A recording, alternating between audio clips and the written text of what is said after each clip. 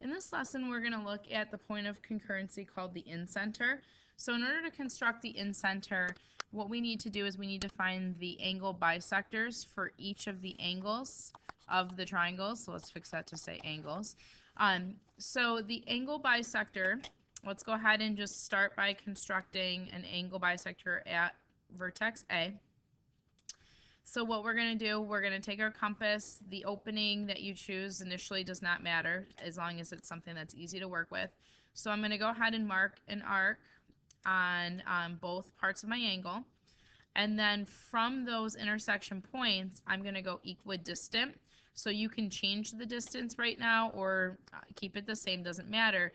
But for the second and the third arc, you must have the same opening because you have to go equidistant from those intersection points so that you're going equidistant from the sides of this angle, making it the angle bisector.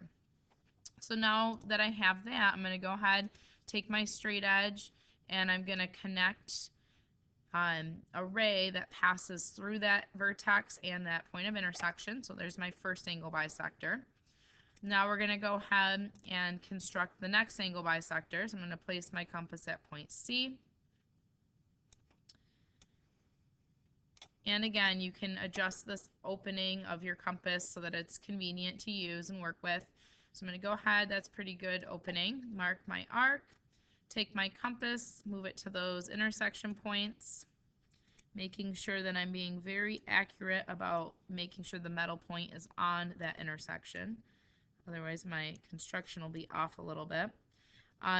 So from there, I can mark my arc. Continue doing the same down here.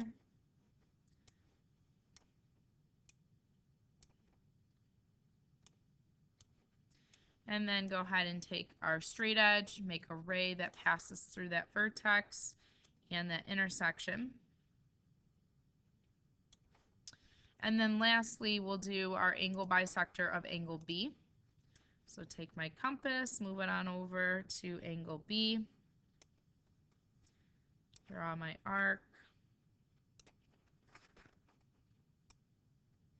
And then from there, I'm just checking to make sure that that arc looks good. From there, I'm going to take my compass and go from each metal point,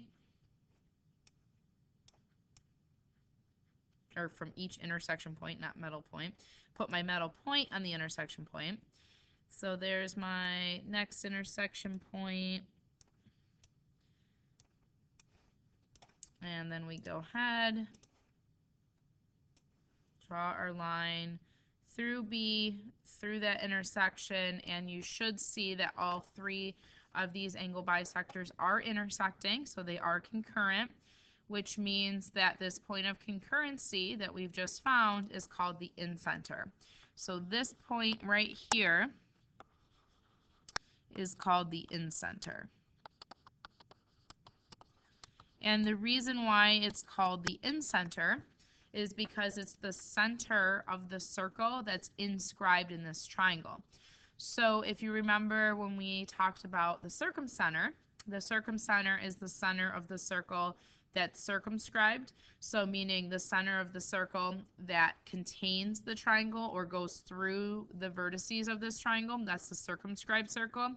The inscribed circle is the triangle that's inside of the triangle. So this is hard to construct with your compass because we don't know the radius because it's not going to pass through the vertices. So with a circumscribed circle, we would know that the radius goes from the circumcenter to the vertex because it has to pass through these. In this case, our triangle or our circle is going to pass through the three sides of the triangle, but we don't know exactly where.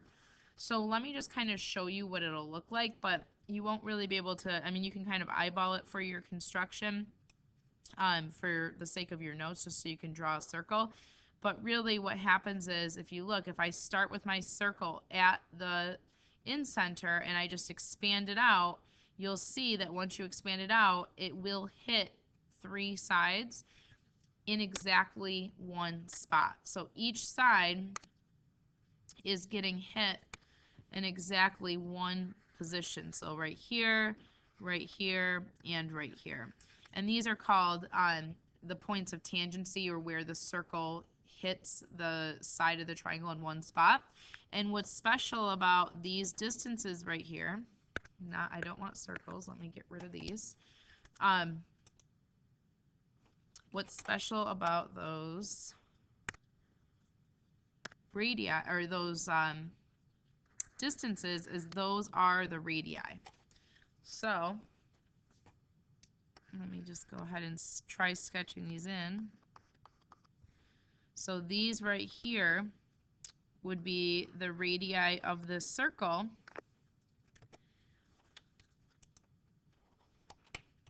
And I ignore all these circles that just keep popping up. And these radii have to be perpendicular to the sides of the triangle. So go ahead and just kind of sketch that in this picture. You can try to use your compass to do that, but like I said, there's not a way for you to be able to take your compass and figure out where the point of intersection is. So with that said, you kind of have to do a sketch for this. So this right here, all three of these segments are the radii, and they have to be the same if they're the radii of the same circle. So they're all equal, which means the distance from this incenter to the point of intersection on the triangle has to be the same. So the incenter, we call that equidistant from the sides of the triangle, because whenever we talk about distance from a point, so the incenter, to a line or a segment, we always talk about the perpendicular distance. So in general, if I say find the distance between this point and this line, you would always find the distance that's perpendicular. So that distance that's perpendicular happens to be the radius, which is why this is the inscribed circle. So what I want to do is I just want to label this circle. So go ahead and draw an arrow to it, and we're going to label this as the inscribed circle. And then we'll just go ahead and write it up at the bottom. So that's the important thing to know, is what the incenter is, and that it's the center of that inscribed circle, meaning it's equidistant from each of the sides. So that incenter is equidistant from this side, from side BC, and from side BA. So it's the same distance away. So I kind of want to color code that, but without using the same color. So that incenter, the distance from the incenter to this side, incenter to this side, here goes the circles again, and the incenter to side BA, all the same distances.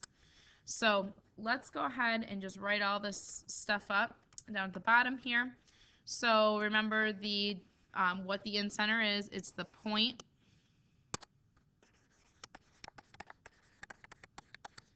where the angle bisectors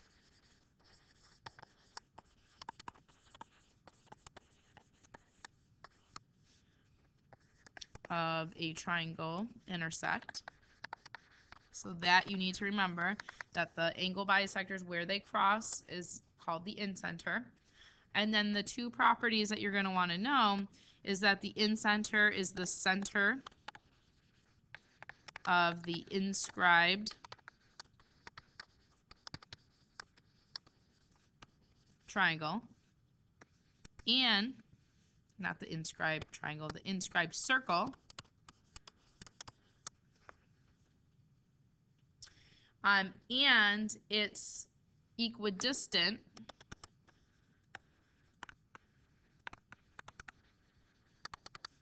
from the sides of the triangle.